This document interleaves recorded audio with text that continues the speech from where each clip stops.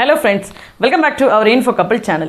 இன்னைக்கு ஒரு இன்ட்ரஸ்டிங்கான டாபிக் பத்தி தான் பார்க்க போறோம். அதாவது லோ ரிஸ்க்ல எப்படி ஒரு ஹை ப்ராஃபிட் பார்க்க போறோம் அப்படிங்கறத இந்த வீடியோல பார்க்க போறோம்.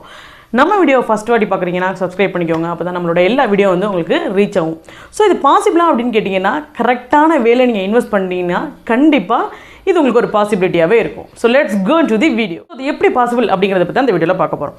இப்போ ரிஸ்க் எடுக்கிறத பார்த்தீங்கன்னா 3 கேட்டகரி இருக்குங்க. அதாவது கம்மியாக ரிஸ்க் எடுத்து ஒரு செக்யூர்டான மணி இருக்கும் அப்படின்னு நினைக்கிறவங்க ஒரு பக்கம். ரெண்டாவது கேட்டகரி என்ன இருக்காங்க அப்படின்னாக்கா நம்ம ஹை ரிஸ்க் எடுத்து ஹை ரிட்டர்ன் பார்க்கலாம் அப்படிங்கிறவங்க இன்னொரு பக்கம்.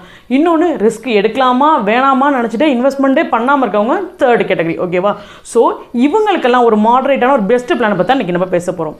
அப்படி என்ன பிளான் அப்படின்னு பார்த்தீங்கன்னா நம்ம மியூச்சுவல் ஃபண்டில் உள்ள எஸ்ஐபி தாங்க. மியூச்சுவல் ஃபண்டில் 2 டைப் இருக்குது. ஒன்று எஸ்ஐபி, அதாவது systematic investment plan, and second ஒன்று வந்து பார்த்தீங்கன்னா லம்சம் அப்படின்னு சொல்லுவாங்க. ஸோ இன்றைக்கி நம்ம அந்த லோ ரிஸ்கில் ஹை ப்ராஃபிட்க்கு என்ன பெஸ்ட் பிளான் பார்த்தீங்கன்னா சிப் எஸ்ஐபி தான் வந்து பெஸ்ட் பிளான் அப்படிங்கிறோம். என்ன ரீசன்னால இந்த எஸ்ஐபி பெஸ்ட் அப்படின்னு பார்த்தீங்கன்னா நம்பர் 1 லோ ரிஸ்க். எப்படிப்பா அது லோ ரிஸ்க் அப்படின்னு சொல்கிறேன் அப்படின்னாக்கா ஒன்றும் இல்லைங்க. இப்போ நீங்கள் ஒரு ஷேர்லையோ இல்லை ஸ்டாக் மார்க்கெட்டில் இன்வெஸ்ட் பண்ணீங்க அப்படின்னாக்கா அதை பற்றி உங்களுக்கு வந்து நல்ல டீப் நாலேஜ் இருக்கணும். இப்போ அந்த ஃபண்டை பற்றி அனலைஸ் பண்ணணும், அதோட பர்ஃபார்மன்ஸ் எப்படி இருக்குன்னு சொல்லிட்டு அனலைஸ் பண்ணிக்கணும், அண்ட் ரேஷியோ இதெல்லாம் எப்படி இருக்குன்னு பண்ணி நீங்கள் அனலைஸ் பண்ணிக்கணும். ஆனால் கம்பேர் டு இந்த மியூச்சுவல் ஃபண்டில் எஸ்ஐபியில் என்ன பார்த்தீங்கன்னா அவ்வளோ ரிஸ்க்கு தேவையில்லை.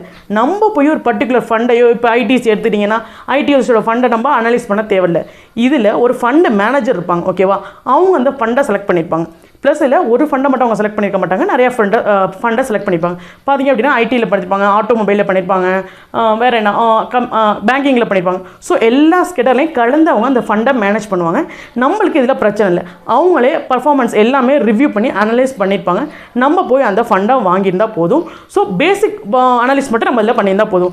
கம்பேர் டு ஷேர் மார்க்கெட் பண்ணிங்கன்னா இதோட அந்த அனலைஸ் அந்த ரிஸ்க் அப்படிங்கிறது ரொம்ப ரொம்ப ரொம்ப கம்மி. Second point high return.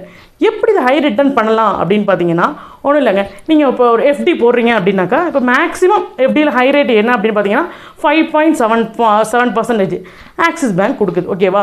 இது வந்து 5 இயர்ஸ் எஃப்டிக்கு. இதே நீங்கள் ஒரு மியூச்சுவல் ஃபண்டில் எஸ்ஐபி மூலியமாக பண்ணிங்க அப்படின்னாக்கா ஒரு மாடரேட்டாக அட்லீஸ்ட் 14 to 15% வரும். இது நான் சொல்கிறது மினிமம் 25, 30 அந்த மாதிரி ரேஞ்சில் கூட ரிட்டர்ன்ஸ் எல்லாம் வந்துட்டுருக்கு. இப்போ எக்ஸாம்பிளுக்கு எஃப்டிக்கு பார்த்தீங்கன்னா ஆக்சிஸ் ஃபண்டில் 5% சொல்லியிருந்தேன்னா அதே மாதிரி மியூச்சுவல் ஃபண்ட் எஸ்ஐபியில் நீங்கள் ஆக்சிஸ் ப்ளூ சிப் ஒரு ஃபண்ட் இருக்குது. ஓகேவா? அதை செலக்ட் பண்ணிங்க அப்படின்னாக்கா ஒரு மாடரேட்டட் 24 அந்த மாதிரிலாம் தருது. ஸோ உங்கள் பிளானை நீங்கள் கரெக்டாக இந்த எஸ்ஐபியில் சிஸ்டமேட்டிக்கில் பண்ணிங்க அப்படின்னாக்கா கண்டிப்பாக லோ ரிஸ்கில் ஒரு ஹை ப்ராஃபிட் நம்ம பார்க்க முடியும். ஸோ நான் ஏன் இப்போ நம்ம எஸ்ஐபியில் போகலாம் அப்படின்னு சொல்கிறேன் அப்படின்னாக்கா இப்போ நம்ம ட்ரெடிஷனல் மாறுது. இப்போ 1992 இருந்த மாதிரியா நம்ம 2022 இருக்கும். கல்ச்சர்லேருந்து ட்ரெஸ்ஸிங்லேருந்து எல்லாமே நம்ம மாற்றுறோம். ஓகேவா? அப்போ ஏன் நம்ம இன்னும் இன்வெஸ்ட்மெண்ட் ஸ்ட்ராட்டஜியை மட்டும் நம்ம மாற்றாமல் இருக்கோம்? அப்படி யோசிச்சிங்கன்னா இந்த சிப் கண்டிப்பாக ஒரு பெஸ்ட் பிளானிங்காக இருக்கும். நீங்கள் எஃப்டி ஆர்டி ஓகே மணி செக்யூர்டு, அவ்வளோதான். உங்களுக்கு மணி செக்யூர்ட், பட் ப்ராஃபிட் அவ்வளோ இருக்காது. நீங்கள் எஸ்ஐபியில் பார்த்தீங்க அப்படின்னாக்கா செக்யூர்ட், ஏன்னா இதில் வந்து ஃப்ளக்சுவேட் ஆகுது. ஆவரேஜ் என்ஏவி இருக்கிறதுனால ஃப்ளக்சுவேட் உங்களுக்கு ஆவரேஜாக இருக்கும், ப்ளஸ் ஹை ரிட்டர்ன் கிடைக்கும். ஸோ உங்களோட ஸ்ட்ராட்டஜியை கொஞ்சம் மாற்றினீங்க அப்படின்னா கண்டிப்பாக உங்களோட ரிட்டர்ன் ஹையாக இருக்கும் வித் லோ ரிஸ்கில். Okay? And chill then Elakkiya Shankar.